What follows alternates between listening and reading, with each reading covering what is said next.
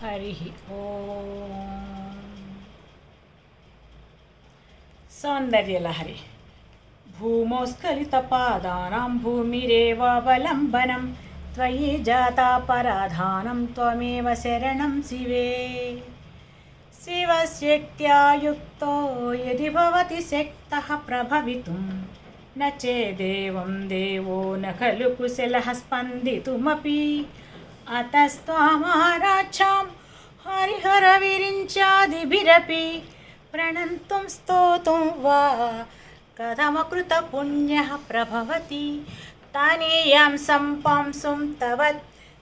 चरणपङ्केरुहभवं विरिञ्चि सञ्चिन्वन् विरचयति लोकानविकलं वहत्येनं सौरिः कथमपि सहस्रेण शिरसां हरः संक्षुज्जैनं भजति भसितोद्धूलनविधिम् अविद्यानामन्तस्तिमिरमिहिरद्वीपनगरी जडानां चैतन्यस्तबकमकरन्दश्रुतिचरी दरिद्राणां चिन्तामणिगुणनिका जन्मजलदौ निमग्नानां दंष्ट्रा मुररिपुवराहस्य भवति। त्वदन्यः पाणिभ्याम् अभयवरदो दैवतगणः त्वमेका नैवासि प्रकटितवराभिचभिनया भयात्रातुं दातुं फलमपि च वाञ्छासमधिकं शरण्ये लोकानां तव हि चरणावेव निपुणौ। हरिस्त्वाम् आराच्य प्रणतजनसौभाग्यजननीं पुराणारे भूत्वा पुररिपुमपि क्षोभमनयत् स्मरोऽपि त्वां नत्वा रतिनयनलेह्येन वपुषां मुनीनामप्यन्तः प्रभवति मोहाय महतां। धनुः पौष्पं मौर्वी मधुकरमयी पञ्चविशिखा वसन्तः सामन्तो मलयमरुदायो धनरथः तथाप्येकः सर्वं हिमगिरिसुते कामपि कृपाम् अपाङ्गते लब्ध्वा जगदिदमनङ्गो विजयते। क्वणत्काञ्चीधामा करिकलभकुम्भस्तननता परीक्षीणामच्छे परिणतशरच्चन्द्रवदना धनुर्बाणान् पाशं शृणिमपि दधाना करतलैः पुरस्तादास्तां नः पुरमतितुराहो पुरुषिका सुधा सिन्धोर्मध्ये सुरविटपि वाटी परिवृते मणिद्वीपे नीपोपवनवति चिन्तामणिगृहे शिवाकारे मञ्चे परमशिवपर्यङ्कनिलयां भजन्ति त्वां धन्याः कतिचन चिदानन्दलहरीं महिं मूलाधारे कमपि मणिपूरे हुतवहं स्थितं स्वाधिष्ठाने हृदि मरुतमाकाशमुपरि मनोऽपि भ्रूमध्ये सकलमपि भित्त्वा कुलपथं सहस्रारे पद्मे सहरहसि पच्चा विहरसे सुधाधारासारै चरणयुगलान्तर्विगलितैः प्रपञ्चं सिञ्चन्ति पुनरपि रसाम्नाय महसः अवाप्य स्वां भूमिं भुजगनिभमच्छुष्टवलयं स्वमात्मानं कृत्वा स्वपिशिकुलकुण्डे कुहरिणीं चतुर्भिः श्रीकण्ठैः शिवयुवतिभिः पञ्चभिरपि प्रभिन्नाभिः शम्भो नवभिरपि मूलप्रकृतिभिः चतुश्चत्वारिंशद्वसुदलकलाश्रत्रिवलया त्रिरेखाभिः सार्धं तव शरणकोणाः परिणताः त्वदीयं सौन्दर्यं तुहिनगिरिकन्ये तुलयितुं कवीन्द्राः कल्पन्ते कथमपि विरिञ्चि प्रभृतयः यदा लोकोत्सुक्यात् अमरललनायान्ति मनसा तपोभिर्दुष्प्रापामपि गिरिससायुज्य पदवीं नरं वर्षीयांसं नयनविरसं नर्मसुजडं तवापाङ्गालोके पतितमनुधावन्ति शतशः गलद्वेणी बन्धाः कुचकलशविस्रस्तसिचयां हठात्युच्यत्काञ्च्यो विगलितदुकूला युवतयः क्षितौ षट्पञ्चाशद्विसमधिकपञ्चाशदुदके हुतासे द्वाषष्टिश्चतुरधिकपञ्चाशदनिले दिवि द्विषट्त्रिंशन् मनसि च चतुष्षष्टिरिति ये मयूखास्तेषामप्युपरि तव पादाम्बुजयुगं शरज्योत्स्नाशुद्धां शशियुतजटाजूटमकुटां वरत्रासत्राणस्फटिकघुटिका पुस्तककरां सकृन्नत्वा नत्वा कथमिव सतां सन्निदधते मधुक्षीरद्राक्षा मधुरिमधुरीणाः फणितयः कवीन्द्राणां चेतः कमलवनबालातपरुचिं भजन्ते ये सन्तः कतिचिदरुणामेव भवतीं विरिञ्चि प्रेयस्याः तरुणतरशृङ्गारलहरी गभीराभिर्वाग्भिः विदधति सतां रञ्जनममीं सवित्रीभिर्वाचां शशिमणिशिलाभङ्गरुचिभिः वसिन्याद्याभिस्त्वां सहजननि सञ्चिन्तयति यः सकर्ता काव्यानां भवति महतां भङ्गिरुचिभिः वचोभिर्वाग्देवी वदनकमलामोदमधुरैः तनुच्छायाभिस्ते तरुणतरणिश्रीसरणिभिः दिवं सर्वम् उर्वीम् अरुणिमनिमग्नां स्मरति यः भवन्त्यस्यत्रस्यन् वनहरिणशालेन नयनाः सहोर्वस्यावस्याः कति कति न गीर्वाणगणिकाः मुखं बिन्दुं कृत्वा कुचयुगमधस्तस्य तदधो हरार्धं ध्यायेद्यो हरमहिषिते मन्मथकलां ससद्यः संक्षोभं नयति वनिता इत्यति लघु त्रिलोकीमप्यासु भ्रमयति रवीन्दुस्तनयुगां किरन्तीमङ्गेभ्यः किरणनिकुरुम्बामृतरसं हृदि त्वम् आधत्ते हिमकिरशिलामूर्तिमिव यः ससर्पाणां दर्पं शमयति शकुन्ताधिपैव ज्वरपृष्टान् दृष्ट्या सुखयति सुधाधर शिरयां तटिल्लेखा तन्वीं तपनशशि वैश्वानरमयीं निषण्णां षण्णामप्युपरि कमलानां तव कलां महापद्माटव्यां मृदितमलमायेन मनसा महान्तः पश्यन्तो दधति परमाह्लादलहरीं भवानि त्वं दासे मयि वितरदृष्टिं सकरुणाम् इति स्तोतुं वाञ्छन् कथयति भवानि त्वमिति यः तथैव त्वं तस्मै दिशसि निजसायुज्य पदवीं मुकुन्द ब्रह्मेन्द्रस्फुटमकुटनीराजितपदां त्वया हृत्वा वामं वपुरपरितृप्तेन मनसा शरीरार्धं सिंहोरपरमपि सिङ्के हृतमभूत् यदेतत्त्वद्रूपं सकलमरुणाभं त्रिनयनं कुचाभ्यामानम्रं कुटिलशशिचूडालमकुटं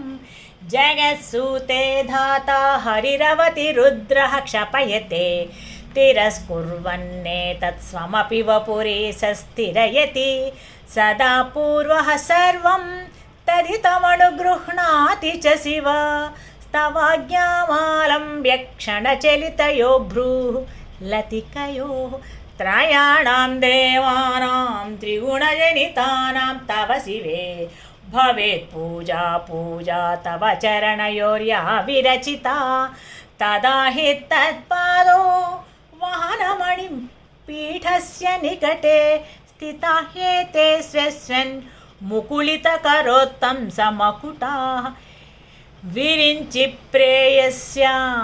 विरिञ्चिः पञ्चत्वं व्रजति हरिराप्नोति विरतिं विनाशं कीनासो भजति धनदो याति निधनं वितन्द्री माहेन्द्री विततिरपि सम्मीलितदृशा महासंहारेऽस्मिन् विहरति सतित्पत्पतिरसौ जपो जल्पशिल्पं सकलमपि मुद्रा विरचना गतिः प्रादक्षिण्यक्रमणमसनाज्जाहुतिविधिः प्रणामः संवेशः सुखमखिलमात्मार्पणदृशा सपर्यापर्यायस्तव भवतु यन्मे विलसितम् सुधामप्यास्वाद्य प्रतिभयजरा मृत्युहरिणीं विपद्यन्ते विश्वे विधिशतमखाज्यादिविशदः कराळं येक्ष्वेणं कबलितवतः कालकलना न सिंहोत्तन्मूलं तव जननि ताटङ्कमहिमा किरीटं वैरञ्चं परिहरपुरः कैटभभिदः कठोरे कोटीरे स्थलहिजहि जम्भारिमुकुटं प्रणम्रे प्रसभमुपयातस्य भवनं भवस्याभ्युत्थाने तव परिजनोक्तिर्विजयते स्वदेहो भूताभिगृणिभिरणिमाजाभिरवितो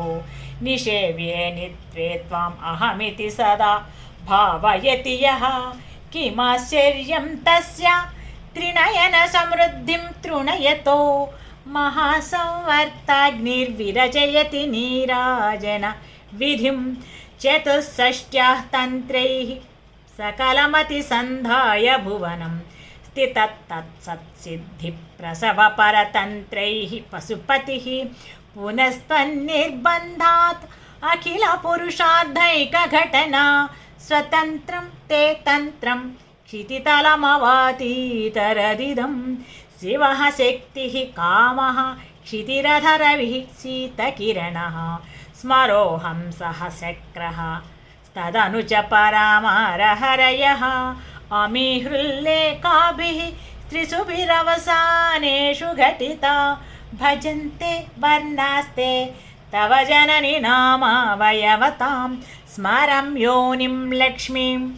त्रितयमिदमादौ तव मनोन्निधायैके नित्ये निरवधि महाभोगरसिकाः भजन्ति त्वां चिन्ता मणिगुणनिबद्धाक्षवलयाः शिवाग्नौ जुह्वन्तः सुरभिघृतधारा हुतिशतैः शरीरं त्वं शम्भोः शशिमिहिरवक्षोरुहयुगं तवात्मानं मन्ये भगवति नवात्मानमनघम् अतः शेषः शेषी त्ययमुभयसाधारणतया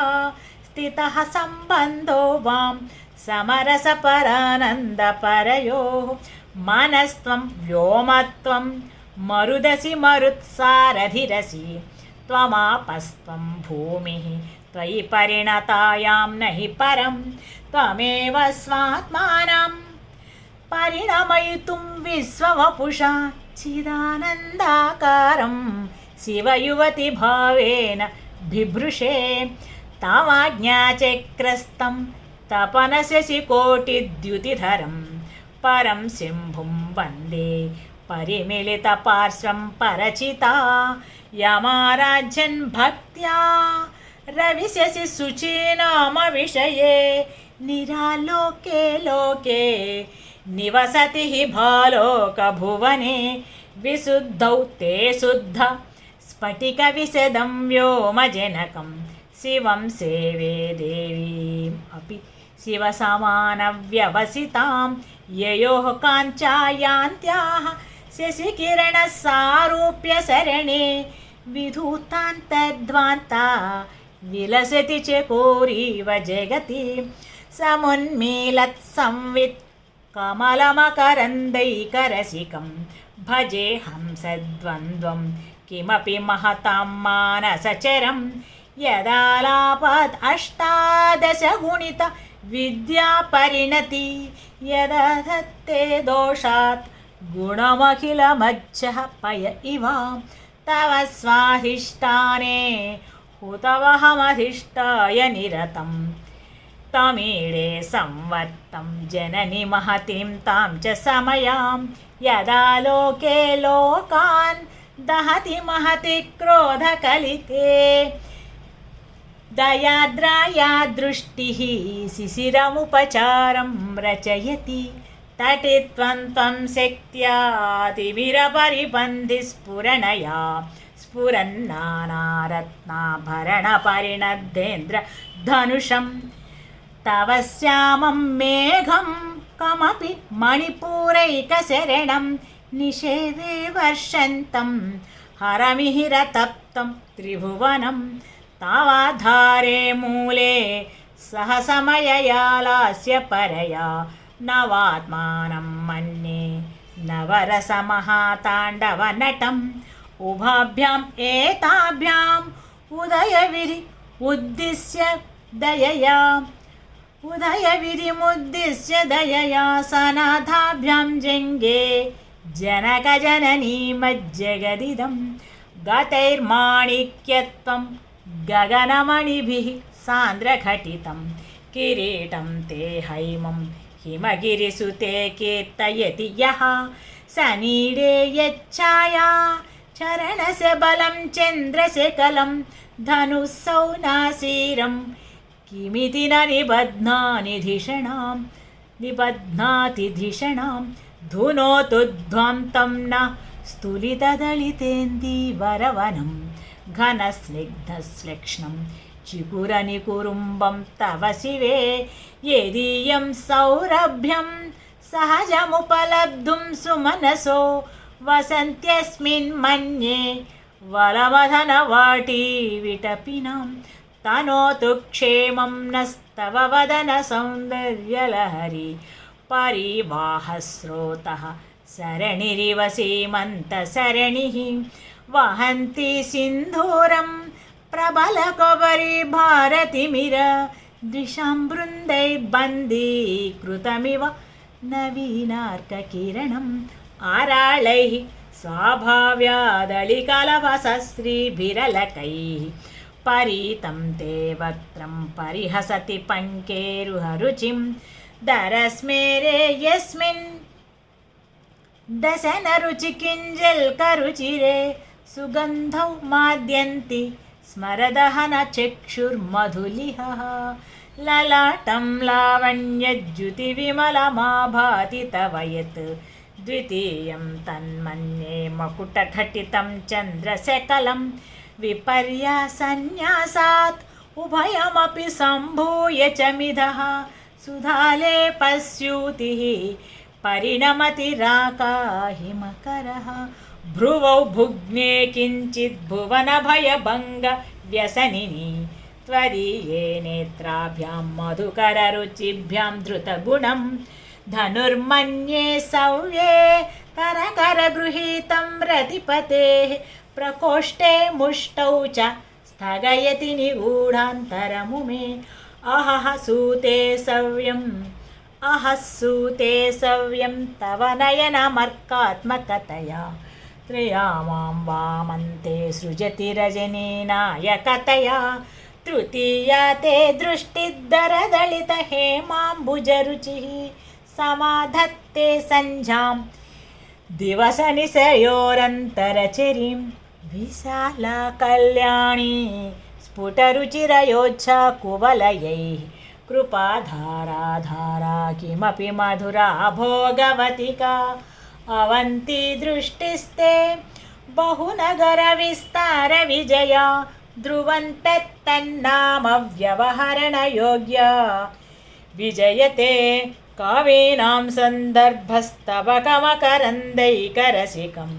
कटाक्षव्याक्षेपभ्रमरकलभौ कर्णयुगलम् अमुञ्चन्तौ दृष्ट्वा तव नवरसास्वादतरला असूया संसर्गा दलिकनयनं किञ्चिदरुणम् शिवे शृङ्गारार्द्रातदितरजने कुत्सनपरा सरोषा गङ्गायां गिरिशचरिते विस्मयवती हाराहिभ्यो भीता सरसिरुह सौभाग्यजननी सखीषु स्मेराते मयि जननि दृष्टिः सकरुणा गते कर्णाभ्यन्नं गरुत इव पक्ष्माणि दधति पुरं भेत्तुश्चित्तप्रशमरस पुरः भेत्तुं चित्तप्रशमरसविद्रावणफले इमे नेत्रे गोत्रा धरपतिकुलोत्तंसकलिके तव कर्णाकृष्टस्मरशरविलासं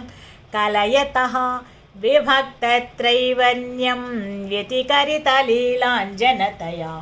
विभाति त्वन्नेत्रत्रितयमिदमीशानदयिते पुनः स्रष्टुं देवान् द्रुहिणहरिरुद्रानुपरतान् रजः सत्त्वं बिभ्रत्तम इति गुणानां त्रयमिव पवित्रीकर्तुं नः पशुपतिपराधीनहृदये दयामित्रैर्नेत्रैररुणधवलस्यामरुचिभिः नदः सोणो गङ्गा तपनतनयेति ध्रुवममुं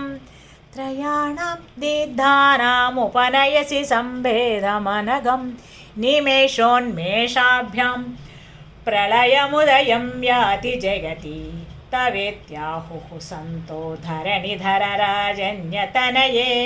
त्वदुन्मेषाज्जातं जगदिदमशेषं प्रलयतः परित्रातुं शङ्के परिहृतनिमेषा तव दृशः तव पर्णे कर्णे जपनयनपैशून्यचकिता निलीयन्ते तो ये नियतमनिमेषाः सफरिकाः इयञ्च श्रीबद्ध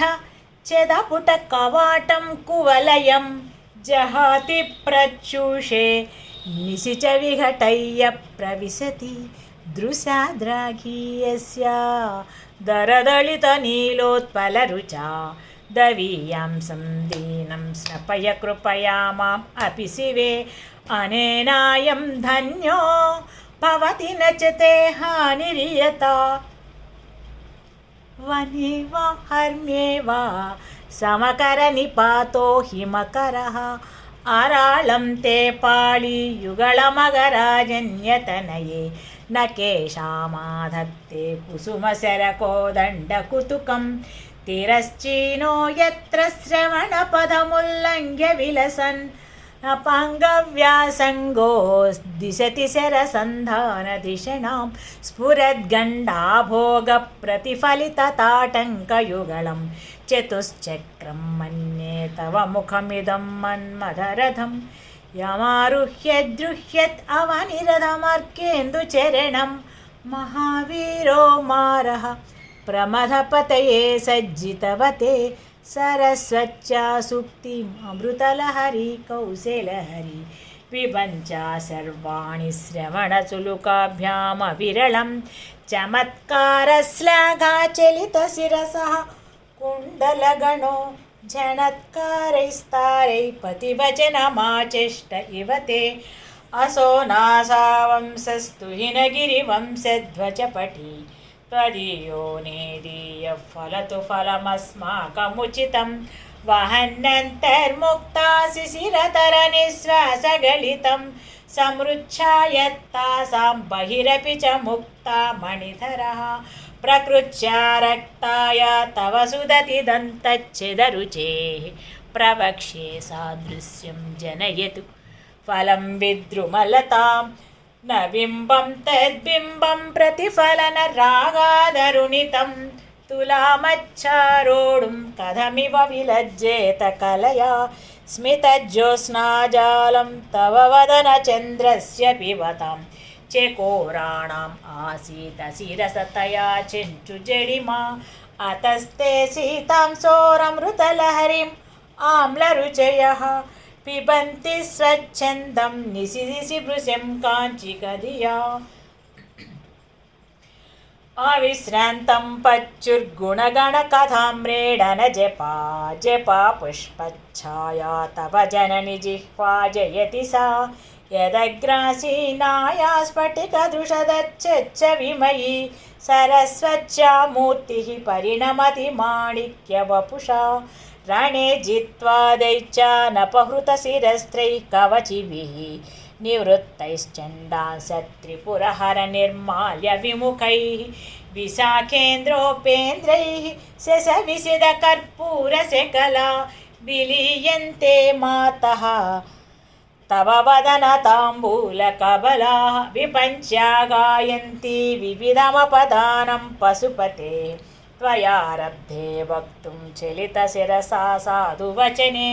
त्वदीयैर्माधुर्यैरपलपित तन्त्रीकलरवां निजां वीणां वाणी निचुलयति चोळेन निभृतं कराग्रेण स्पृष्टं तुहिनगिरिणा वत्सलतया गिरिसेनोदस्तं मुरधरपानाकुलतया करग्राह्यं शम्भो मुखमुकुरवृन्तं गिरिसुते कदङ्कारं भूमा स्तव चुबुकमौपम्यरहितं भुजाश्लेषान्नित्यं पुरदमयितुः कण्टकवती तव ग्रीवाधट्टे मुखकमलनाळश्रियमियं स्वतः श्वेता कालागरुबहुळ जम्बालमलिना मृणालीलालित्यं वहति यदधो हारलतिका गळे रेखास्तिस्रो गतिगमकगीतैकनिपुणे विवाहव्यानद्धप्रगुणगुणसङ्ख्या प्रतिभुवः विराजन्ते नानाविधमधुररागाकरभुवां त्रयाणां ग्रामाणां स्थितिनियमसीमान इव ते मृणालीमृद्वीनां तव भुजलतानां चेतसृणां चतुर्भिः सौन्दर्यं सरसिजभवः स्तौति वदनैः नखेभ्यः सन्त्रस्यन् प्रथममधनादन्धकरिपो चतुर्णां शीर्षाणां सममभयहस्तार्पणधिया नखानामुज्ज्योतैर्नवनलिनरागं विहसतां कराणां ते कान्तिं कथय कथयामः कथमुमे कयाचिद्वा साम्यं भजतु कलया हन्तकमलं यदि क्रीडल्लक्ष्मीचरणतललाक्षारसचिणं समं देवि स्कन्द द्विपवदनपीतं स्तनयुगं तवेदं नः खेदं हरतु सततं प्रस्नुतमुखं यदालोक्याशङ्काकुलितहृदयो हासजनकः स्वकुम्भौ हेरम्बः परिमृशति हस्तेन झटिति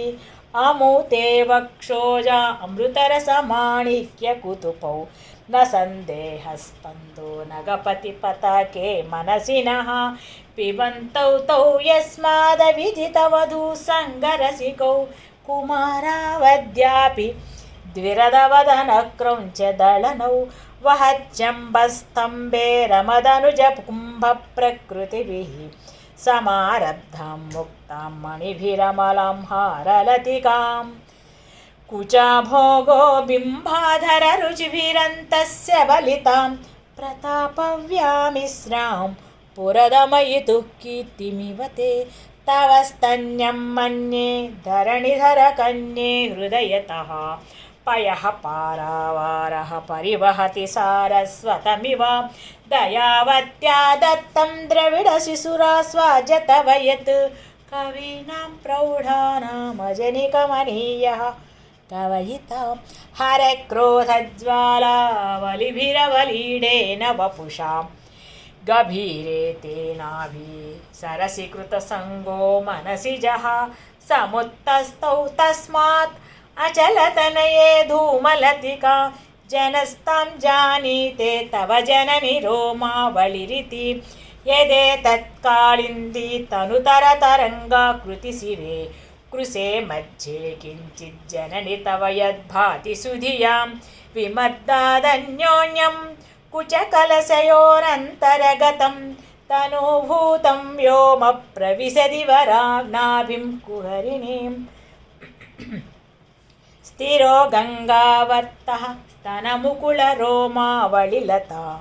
कलावालं कुण्डं कुसुमशरतेजो हुतभुजः रते लीलागारं किमपि तव नाभिर्गिरिसुते बिलद्वारं सिद्धे गिरिशनयनानां विजयते निसर्गक्षीणस्य तनतटभरेण क्लवजुषो न मन्मूर्ते नारी तिलकशनकैश्चुच्यत इव चिरन्ते मत्स्यस्य त्रुटिततटिनी तीरतरुणा समावस्थास्ते नो भवतु कुशलं शैलतनये कुचौ सज्जसिज्जस्तटघटितकूर्पासभिरुरौ कषन्तौ दोर्मूले कनककलशाभौ कलयता तव त्रातुं भङ्गादलमिति वलग्नं तनुभुवा त्रिधानद्धं देवी त्रिवलिरवलीवल्लिभिरिवां गुरुत्वं विस्तारं क्षितिधरपति पार्वती निजा नितम्बादाच्छिद्यत्वैहरणरूपेण निदधे अतस्ते विस्तीर्णो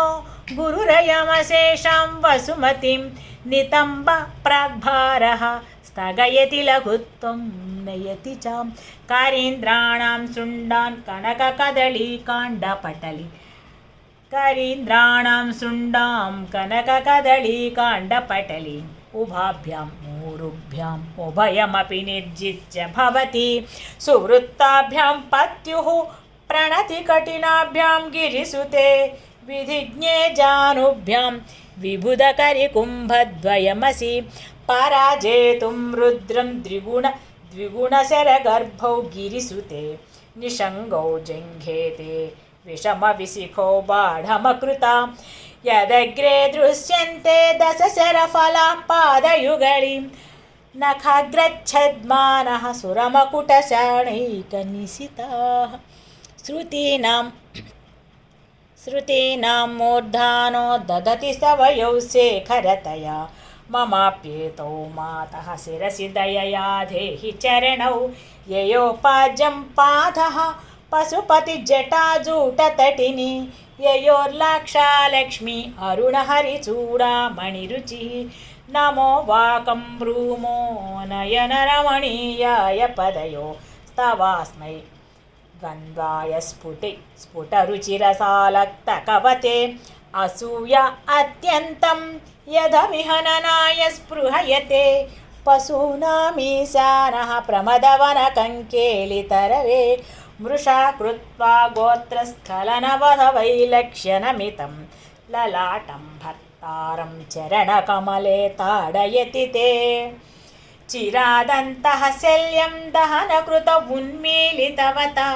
तुलाः कोटिक्वाणैः किलिकिलितमीशानरिपुणा हिमानि हन्तव्यं हिमगिरिनिवासैकचतुरौ निशायां निद्राणां निशिचरमभागे च विशदौ वरं लक्ष्मीपात्रं श्रियमतिसृजन्तौ समयिनां सरोजं तत्पादौ जननि जयतश्चित्रमिह किम् पदन्ते कीर्तीनां प्रपदमपदं देवि विपदां कथं नीतं सद्भिः कठिनकमठीकर्परतुलां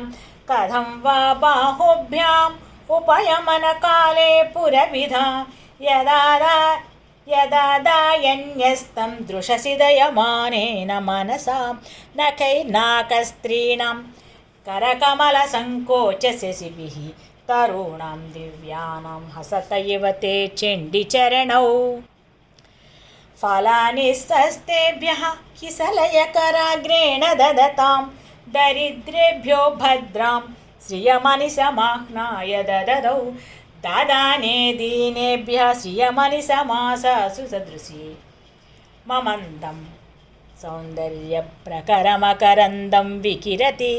तवास्मिन् मन्दारस्तबकसुभगे यातु चरणे निमज्जन्मज्जीवकरणचरणषट्चरणतां पदन्यासक्रीडा परिचयमिवारब्धु मनसः स्खलन्तस्ते खेलं भवनकलहं सा न जहति अतस्तेषां शिक्षां सुभगमणिमञ्जीररणितच्छलादाचक्षाणं चरणकमलं चारु चरिते गतास्ते मञ्चत्वं द्रुहिणहरिरुद्रेश्वरभृतः शिवः सच्छच्छाया